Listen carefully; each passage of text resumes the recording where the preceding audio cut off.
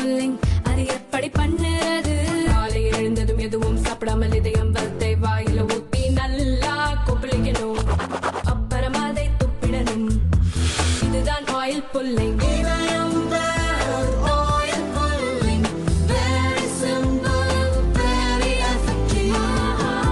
அண்ணா பல்கலை பாலியல் வழக்கில் கைதான நபரை தம்பி ஞானசேகரன் என சபாநாயகர் அப்பாவு கூறியதாக எழுந்த சர்ச்சை குறித்து அப்பாவு விளக்கம் அளித்தார்.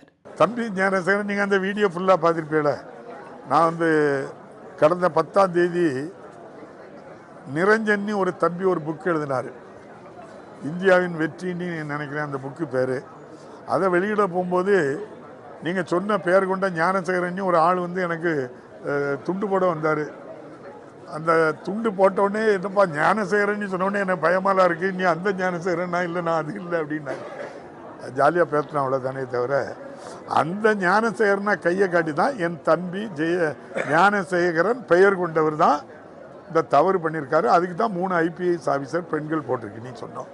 அதை எடுத்து அதே வீடியோவில் இன்னும் நிறைய இருக்குது, நீங்களே எடுத்து பார்த்து எவ்வளோ ஒப்பீட சொல்லியிருக்கேன். இந்த 2 பேர் ஒப்பீட மாதிரி நிறைய சம்பவங்களை ஒப்பிட்டுருக்கேன்.